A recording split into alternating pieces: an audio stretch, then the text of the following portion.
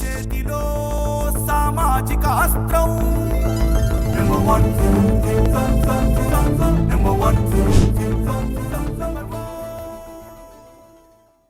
Welcome to number 1 news. నేను నందిని. కూటమి ఘన విజయం సాధించడానికి రాష్ట్రంలో ఉన్న కాపులంతా ఎంతో కష్టపడ్డారని, వారి సేవలను మర్చిపోలేమని నర్సరావుపేట ఎమ్మెల్యే చదలవాడ అరవిందబాబు అన్నారు. శ్రీకృష్ణ దేవరాయ కాపు యువజన సంఘం ఆధ్వర్యంలో గౌరవ అధ్యక్షులు ఏలూరి ప్రసాద్ నేతృత్వంలో ఆదివారం నర్సరావుపేటలో కాపు కార్తీక వన సమారాధన మహోత్సవ కార్యక్రమం జరిగింది. ఈ కార్యక్రమానికి ముఖ్య అతిథులుగా ఎమ్మెల్యేతో పాటు గుంటూరు జిల్లా cooperative market society chairman Vadranam Haribabu, Janasena రాష్ట్ర నాయకురాలు పాకనాటి రమాదేవి, నంబర్ 1 మీడియా సంస్థల అధినేత మంచాల సాయి సుధాకర్ నాయుడు తదితరులు పాల్గొన్నారు.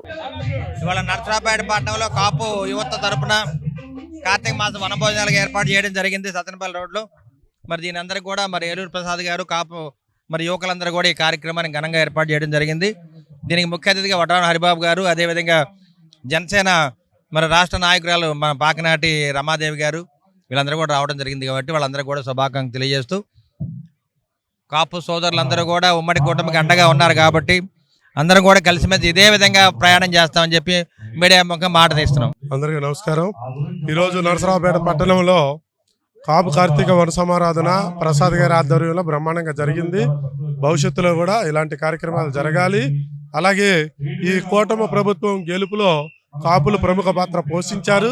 పవన్ కళ్యాణ్ గారి పిలుపు మేరకు కూటమి ప్రభుత్వం రాష్ట్రంలో అధికారంలోకి వచ్చింది. అలా రావటం కోసం కాపులందరూ కూడా ఏకతాటిపై నిలబడి ఈ యొక్క రాష్ట్రంలో అంతకుముందు ఉన్నటువంటి దుర్మార్గ పాలనను పారదోలటానికి నడుంగట్టి ముందుకు వచ్చారు. ఇవాళ రాష్ట్రంలో మంచి ప్రభుత్వం ఉంది. అలాగే నారా చంద్రబాబు నాయుడు గారు, పవన్ కళ్యాణ్ గారు ఈ రాష్ట్రాన్ని ముందుకు తీసుకుపోతా ఉన్నారు అభివృద్ధి పథంలో.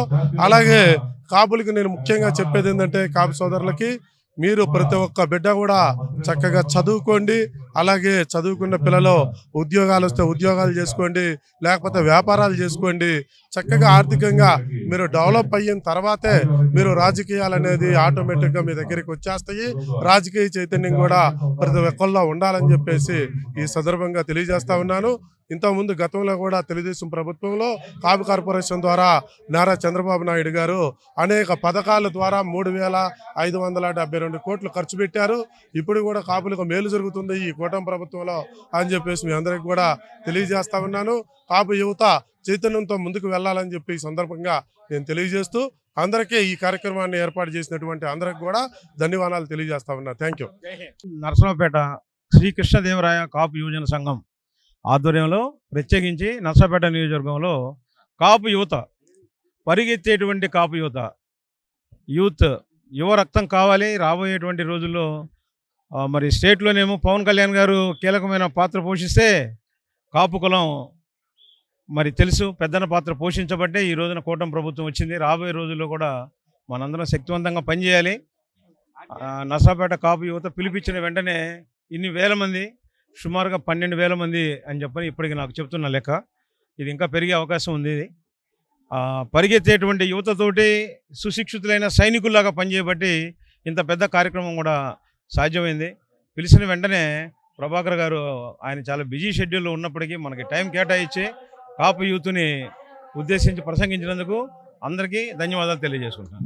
నరసరావుపేట శ్రీకృష్ణదేవరాయ కాపు యువత అధ్యక్షులు ఏలూరు ప్రసాద్ గారి ఆధ్వర్యంలో యువత మొత్తం ఎలా ప్రోగ్రామ్ చేశారు అనేది నేను చెప్పే కంటే మీరు చూస్తున్నారు.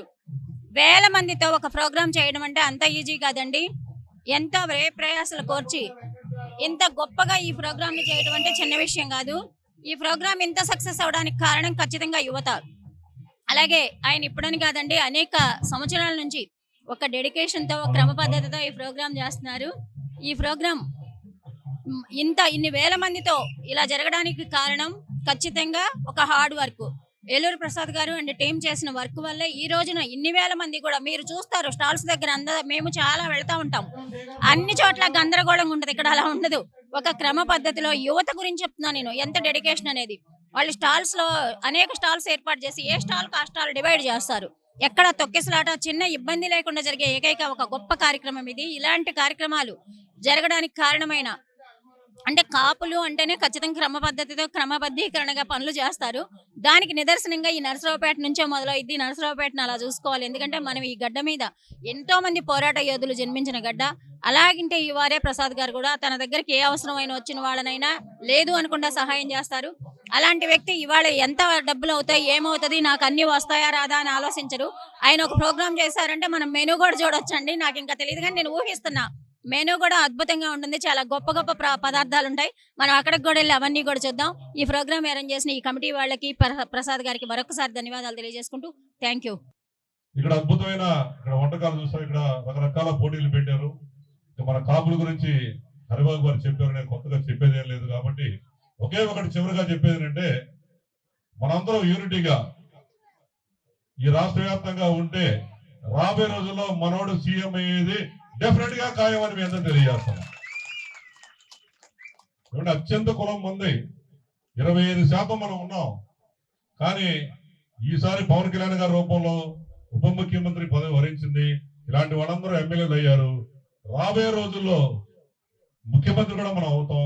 అది త్వరలో కూడా నెరవేరుతుందని తెలియజేసుకుంటూ మరి అరవింద్ బాబు గారు ఇంకా రాబోయే ఇంకా ఒక 15-20 సంవత్సరాల పాటు ఆయన ఎమ్మెల్యేగా ఉండాలని, మా హరిబాబు కూడా ఎక్కడో చోట డెఫినెట్ గా ఇలాంటి వాళ్ళు ఎమ్మెల్యే అవ్వాలని, ఇలాంటి వాళ్ళు అయితేనే మనకు ఉపయోగం. మా ప్రసాద్ గారు కూడా మంచి ఆరోగ్యాలతో ఉండి రాబోయే ఆయనకు కూడా అరవింద్ బాబు గారు మీరు కూడా చూసుకో, ఇలాంటి వాళ్ళని కాపుల కోసం పోరాడే వాళ్ళని మనం పదవులు ఇస్తే న్యాయం జరుగుతుందని తెలియజేసుకుంటూ పేరు పేరున ఉన్న ప్రతి ఒక్కరికి నమస్కరించి సెలవు తీసుకుంటాను. జోహార్ వంగవీటి మోహన్ గారు. మరిన్ని లేటెస్ట్ అప్డేట్స్ కోసం చూస్తూనే ఉండండి నంబర్ 1 న్యూస్. సామాన్యుడి చేతిలో సామాజికాస్త్రం.